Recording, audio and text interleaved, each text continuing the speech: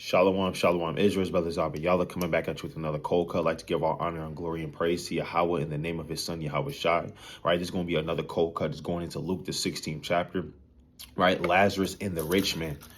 Right, going into touching on Lazarus. Who is Lazarus and the rich man? Right, it's Luke chapter 16, verse 19. There was a certain man which was clothed in purple and fine linen, and fared sumptuously every day. Now, this man, who is this rich man that fares sumptuously every day? Who is this rich man that was clothed in purple? When you go into royalty and how they used to dress in the ancient world, blue, purple, white, gold, all of these were colors to symbolize royalty. Right? Let's go to the book of First Maccabees chapter 14, because that's what they clothed Simon with. Right? It's the book of First Maccabees chapter 14. And let's start at verse 44.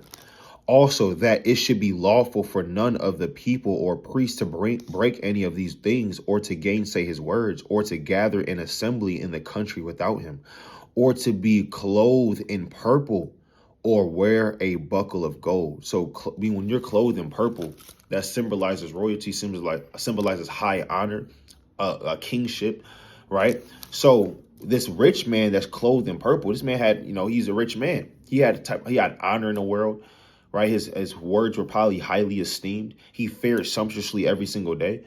Just like this man in America named Esau, right? The children of Edom, they fare sumptuously. They wear so-called purple. What is their purple? Gucci and, damn Louis Vuitton and a lot of these high-end brands, Chanel, that will be being clothed in purple today, so-called designer, right? But let's go to the book of Psalms chapter 73. Psalms chapter 73. Let's start at verse 5. This is the book of Psalms chapter 73 and verse number 5. They are not in trouble as other men, neither are they plagued like other men. Yeah, when you fare sumptuously every day, you're not plagued like other men, right? You're not tormented and going through the grievousness of captivity like other men. And that's how Esau is, right? And it says, verse 6, therefore pride compasseth them about as a chain, violence covereth them as a garment.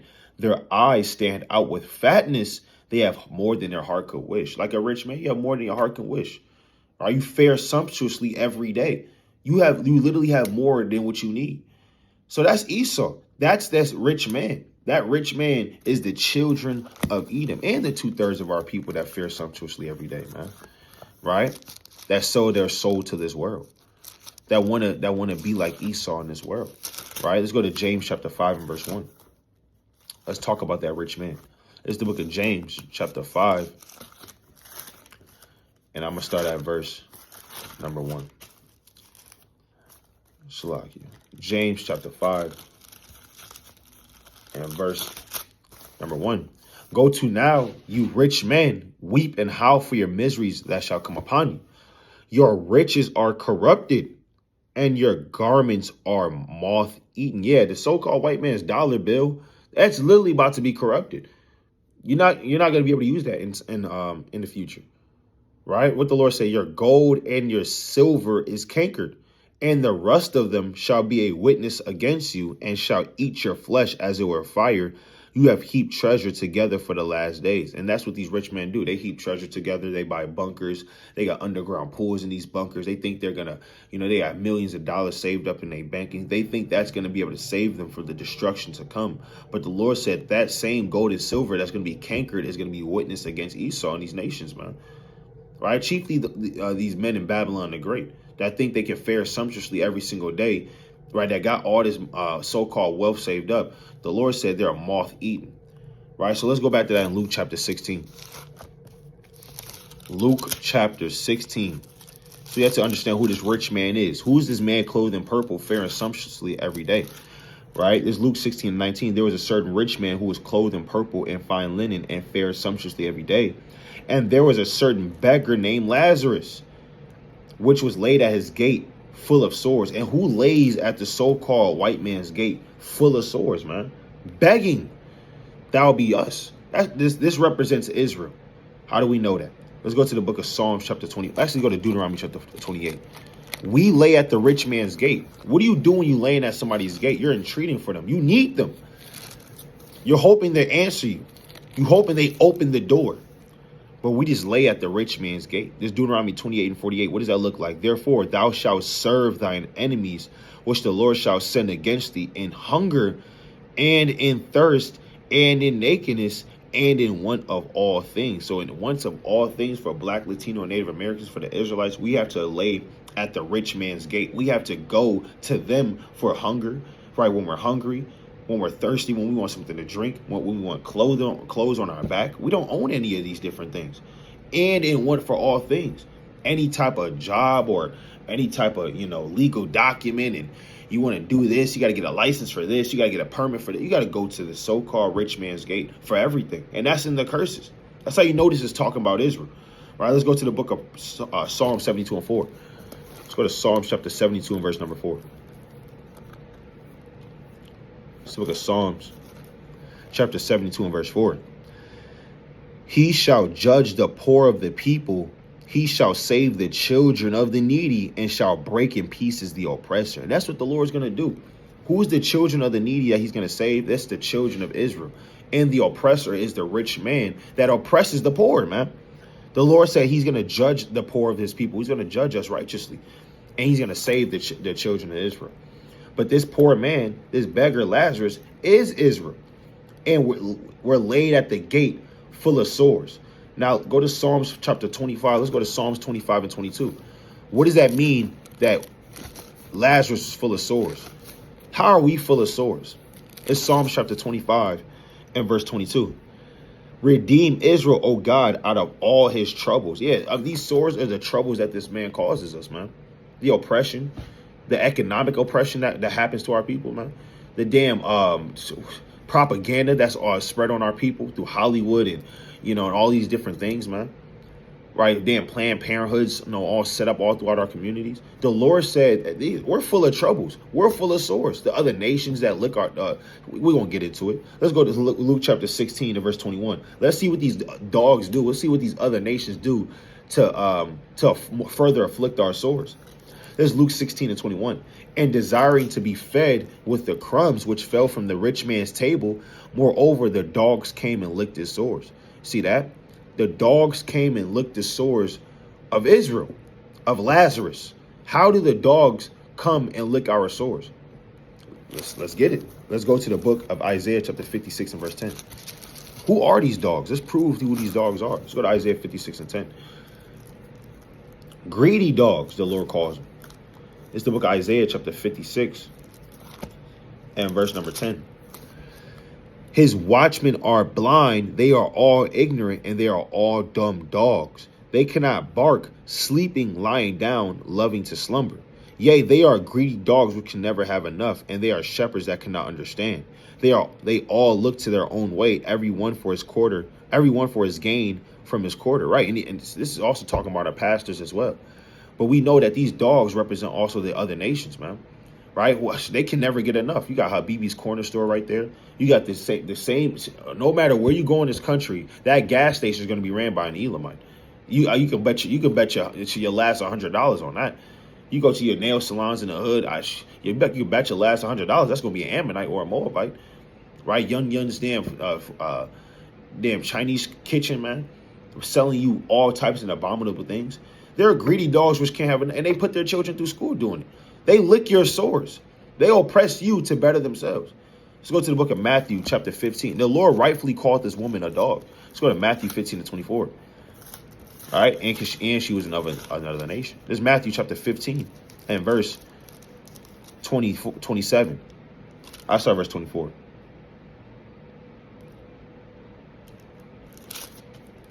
Let's start at verse 25. Then came she and worshipped him, saying, Lord, help me.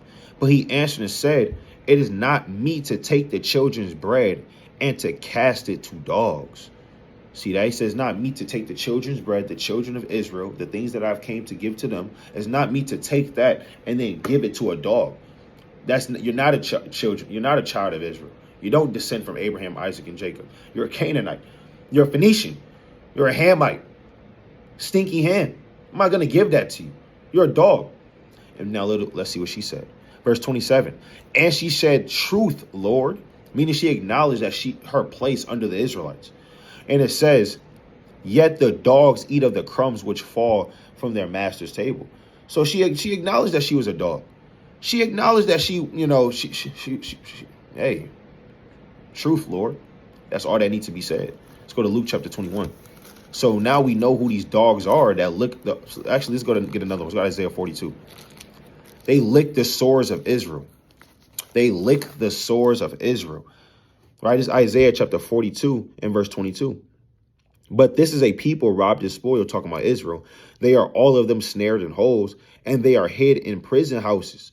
They are for a prey, and none delivereth, for a spoil, and none saith restore. And when has these last times these other nations ever gave us back our nationality, ever helped us out, let us know who we were according to the Bible?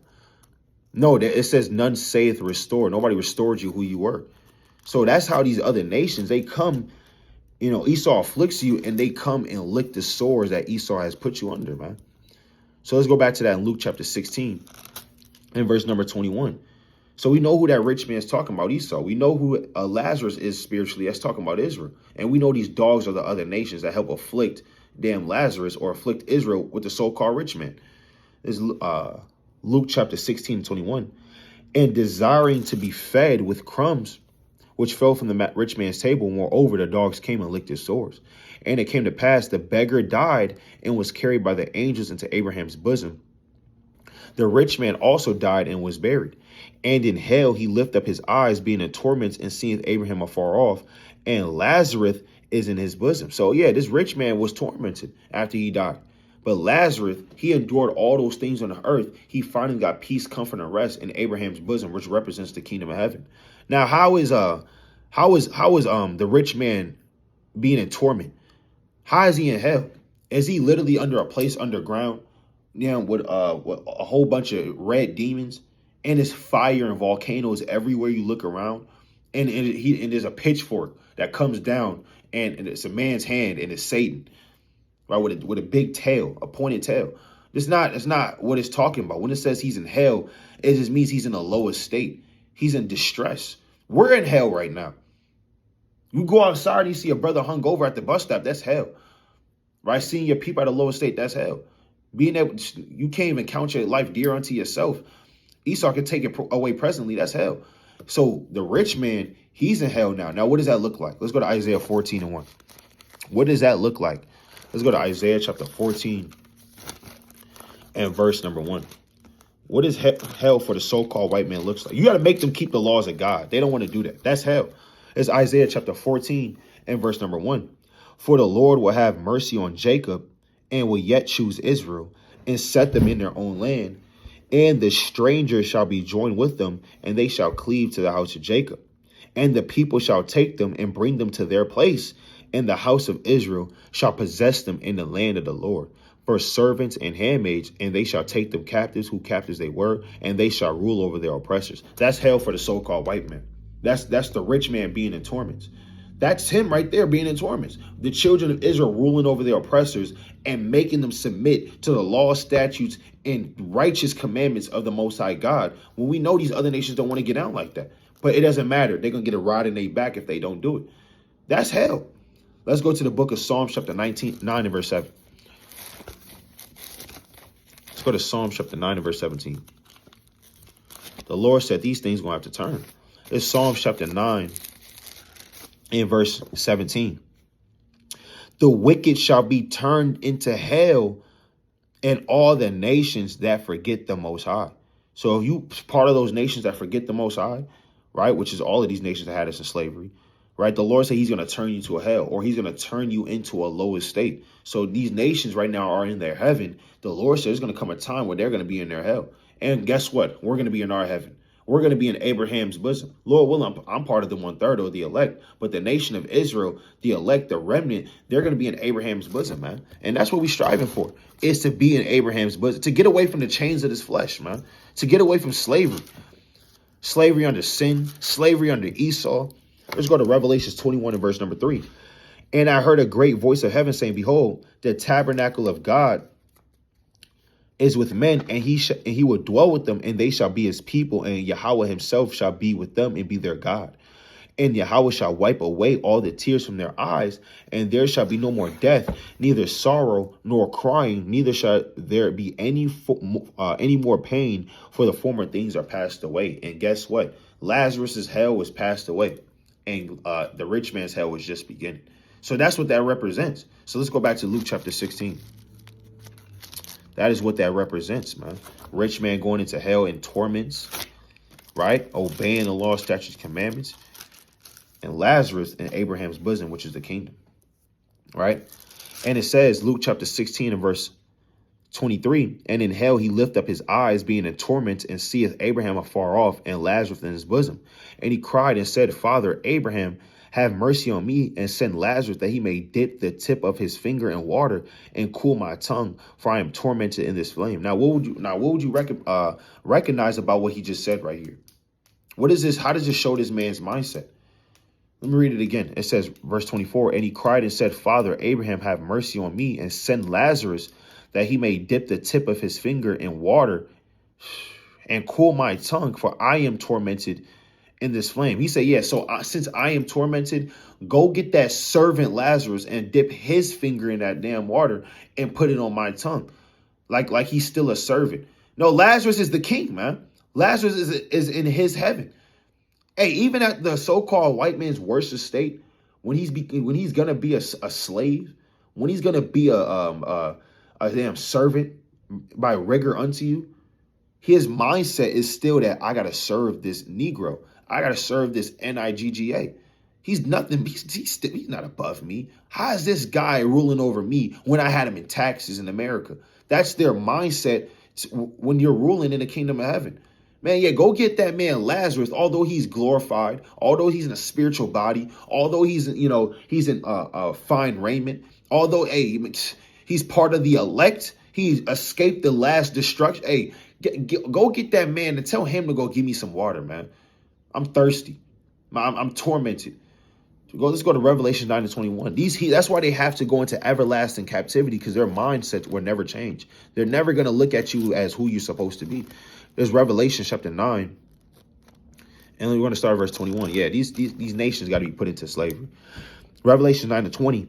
And the rest of the men which were not killed by these plagues, yet repented not of the works of their hands, that they should not worship devils and idols of gold and silver and brass and stone and of wood, which neither can see nor hear nor walk. Neither repented they of their murders, nor of their sorceries, nor of their fornications, nor of their thefts. You think Esau is going to repent of taking you from Africa, man? You think Esau is going to repent from taking you and putting you all over the damn North and South America and calling you different bywords and different names and murdering you and cutting off your hands and castrating you and giving you giving you religions, Catholicism, Christianity, destroying your mind for over hundreds of years? You think he's going to repent of that? The Lord said they're not going to do it. They're never going to do it. That's why the rich man told Abraham to tell Lazarus to put his finger into some water, man. What are you talking about? Let's go to the book of Psalms chapter 109 and 17. Psalms chapter 109 and verse number 17. As he loved cursing, so let it come unto him. As he delighted not in blessing, so let it be far from him. And that's what happened, right? He loved cursing. So guess what? That cursing came upon him. That's why he's in torments. He didn't love blessings, right? So guess what? Those same blessings that Lazarus got is going to be far from him. The Lord said these tables going to have to turn. Let's go to Revelations 2 and 21. And it is what it is. These are the parables of the Lord, right? It's Revelation chapter 2 and verse 21. And I gave her space to repent of her fornication, and she repented not. The Lord will give Esau space. The Lord is giving Esau space to repent right now. Esau can shut down his whole wicked system that he has got going in the Western Hemisphere and say, you know what? It's not right. We're gonna put the Jews back in their land, take out the Amalekites. We're gonna judge the Amalekites for all the sorceries and all the killings they've done all over the world. You know, we're going to take down this agenda. We're going to actually put up Yahweh in the name of his son, Yahweh Shai, who we have crucified. And we're going to give the Israelites back their heritage and their rightful, place on earth. They're not going to repent of that. They're not going to do that. The Lord's giving them space to repent, but all they're going to do is continue to do evil upon the earth. So let's go back to that in Luke chapter 16. Luke chapter 16 and verse 24. And he cried and said, Father Abraham, have mercy upon me, and send Lazarus that he may dip the tip of his finger in water and cool my tongue, for I am tormented in this flame. But Abraham said, Son, remember that thou in thy lifetime received thy good things, and likewise Lazarus evil things. But now he is comforted, and thou art tormented. And beside all this, between us and you there is a great gulf fixed, so that they which would pass from hence to you cannot, neither can they pass to us that will come from thence. Meaning it's over. It's done. It's a great gulf fixed. These things have been prophesied since Genesis. Since Jacob got that blessing, Esau got his blessing. These things have been prophesied from days of old.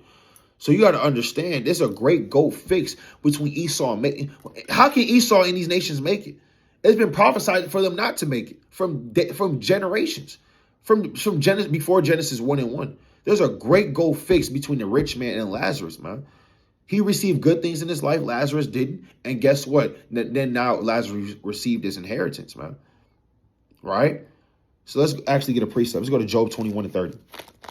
Let's go to Job chapter 21 and verse number 30. These things have already been prophesied at old. It's Job 21 and 30. That the wicked is reserved to the day of destruction, they shall be brought forth to the day of wrath. So the wicked is reserved to the day of destruction. They've been, that RSVP has been there before Genesis 1 and 1. Enoch prophesied about the Lord coming with 10,000s of his saints in the end of the world. And that was in Genesis. That was in Genesis. So these things have already been. These things have already been. Let's go to the book of Romans 9 and 10. It's too late. There is a great gulf fixed. These prophecies are not going to change because Esau feels a little bit of torment. Too bad. Right? You need to feel more. It's Romans chapter 9 and verse 10. And not only this, but when Rebekah also had conceived by one, even by our father Isaac, for their children being not yet born, neither having done any good or evil, that the purpose of God according to what? According to election might stand. So it's not about if whether they, Esau, is going to repent, or is he going to, can he make it to the kingdom? No, it's not according to his works. These things are already been prophesied. The Lord is just now having it roll out on the earth. And it says, not of works, but of him that calleth. So it is what it is. It's already been set up. There's nothing that Esau can do about it. It's nothing about these other nations can do it. You're not getting into this kingdom. I don't care how much you cry, you call it, you're a hate group and you hate white. But hey, it is what it is, man. You're not getting into it. Enjoy now. Enjoy it now. You have good things in your life now. And like we always say, if you're an Edomite that's poor in America, you lost twice. You don't even know you lost twice. You lost twice. This is your kingdom. Invest in Bitcoin and things like that, man. Right? Enjoy it while you can. Because when Lazarus gets his kingdom, you're going to be in torments forevermore. Right? So this is Luke chapter 16. And let's read verse 27. Then he said, I pray thee, therefore, Father, that thou wouldest send him to my father's house. So he still got that mindset. He keeps trying to tell Abraham to send Lazarus' place. Lazarus not going nowhere but ruling over you. Right? Send him to my father's house. Right? For I have 5 brethren, that he may testify of them, lest they also come into this place of torment. Right? So he wanted him to tell his brothers before they die, so they don't go into this place of torment. Right? Verse 29, and Abraham saith unto him, they have Moses and the prophets, let them hear them. Right? They got the prophets, they got the men on the highways and byways. Lazarus repented to that. Right? Guess what? They got the same opportunity. Verse 30, and he said, nay, Father Abraham, but if one went unto them from the dead, they will repent. And that's the problem. Right? They think if his family members see one rise from the dead, they see some great miracle, they're going to repent. They're not going to repent, man. They're not going to change their ways. There's no difference if they listen and hearken to the voice of the Most High, or if they seen a man come back to life in front of them. That's not going to make them repent. They just seeking after a sign. Let's go to Matthew chapter 16 verse 4. Right? Just because you see a great miracle, Israel seen great miracles in the wilderness, And guess what? They went off. So how much more the heathen? This is Matthew chapter 6. All they're going to do is try to copy it. This is Matthew 16:4. A wicked and adulterous generation seeketh after a sign, and there shall no sign be given unto it but the sign of prophet Jonas. And what did Jonas do? Jonas prophesied. He didn't show any signs and miracles. All he did was prophesy about the downfall of the Assyrian Empire, and they repented. The same way that we go out there, we prophesy the downfall of America, Germany, Jamaica, Barbados, damn Trinidad, damn Canada, right? Any country that you're in, you prophesy the downfall of that country. Guess what? That's what Jonas did. That's what Moses and the prophets are doing. Did in Luke chapter 17, Luke 16. That's what he said. Hey, they have Moses and the prophets, man, meaning the law and the prophets. Right? Let them hear them. But they wanted to see a miracle. Let's go to 1 Corinthians 1:22. He wanted his family member to see some great thing. You're not gonna get no. This 1 Corinthians chapter 1 and verse 22. Why would the heathen get to see the miracles of the Most High and not the children of Israel for salvation? It's 1 Corinthians chapter 1 and verse 22. And it says, for the Jews require a sign and the Greeks seek after wisdom, man. So our people always require a sign, but these other nations, they seek after wisdom, knowledge, understanding on the left-hand side. They want to see all types of, like I said, if they was to see something, see one rise from the dead, just like what them ancient Egyptians were doing in the ancient world, trying to mimic the signs in the Most High, they would just try to mimic that, man. And it's madness. So no, they have Moses and the prophets. Let them hear them. Right? Let's go back to that Luke chapter 16. Right? Luke 16:30. And he said, nay, Father Abraham, but if one went unto them from the dead, they will repent. And what did Abraham say? And he said unto him, if they would not hear Moses and the prophets, neither will they be persuaded, though one rose from the dead. Yeah, so if they don't believe in the law and the prophets, they don't have faith in that. They're not going to have faith if one rose from the dead in his name anyway. All right? So it wouldn't matter. But that was Luke, the 16th chapter, breakdown, the rich man and Lazarus. Lord willing, you are edified. All right. I'd like to give all honor and glory and praise to Yahweh in the name of his son, Yahweh Shai, and keep the Sabbath holy. I'd like to bid us mighty strong. Shalom.